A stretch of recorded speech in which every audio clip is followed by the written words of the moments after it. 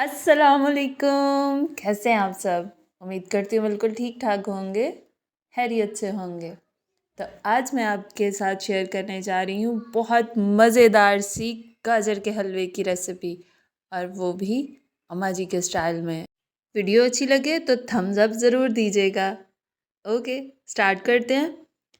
मैंने ली हैं तकरीबन 3 किलो गाजरें, जिनको छील के धो के अच्छे से कद्दूकश कर लिया। इनको कद्दूकश करने के बाद हम इनको एक पतीले में डालेंगे और इस पतीले को चूल्हे पे रख देंगे।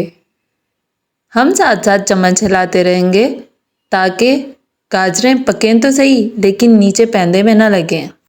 गाजरों ने पानी छोड़ दिया और मैं अब इनको मुसलसल अल्टी पल्टी कर रही हूँ ताकि ये नीचे पैंदे में ना लगे और अच्छे से इनमें से पानी जो है ना वो खुश्क हो जाए। अब इनको भूनते हुए 20 से 25 मिनट हो गए हैं मुझे, और ये काफ़ी हद तक इनका पानी जो है ना वो खुश्क हो चुका हुआ है। इतनी देर भुनाई करने में मेरा टारगेट ये था कि ये अच्छे से नरम हो जाए और गल जाए।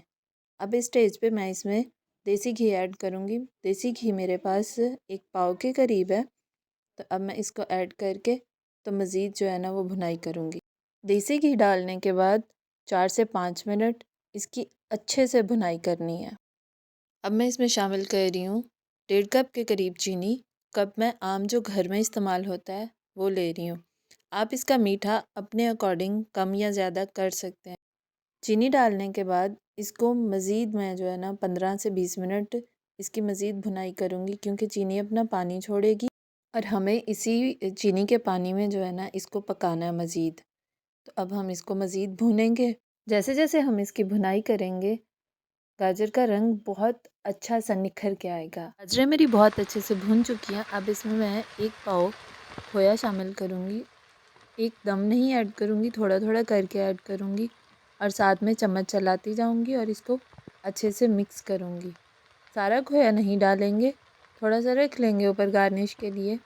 खोया शामिल करने के बाद अब हम खोए को अच्छे से मिक्स करेंगे ताकि इसकी जो गुठलियाँ ना वो अच्छे से गाजर के हलवे के अंदर प्रॉपर तरीके से मिक्स हो जाएं।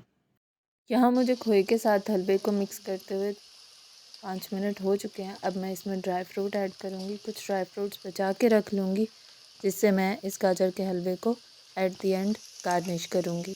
मैंने खोया और ड्राई फ्रूट्स डाल के अच्छे से मिक्स कर लिया। डिश आउट करने के बाद अब मैंने साइड पे सारा जो बचाया था खोया वो रखा, और जो थोड़े बहुत ड्राई फ्रूट्स बच गए थे वो मैंने ऊपर छिड़क दिए हैं। आप भी इस रेसिपी को ट्राई करें और कमेंट बॉक्स में ज़रूर बताइएगा कि कैसा बना।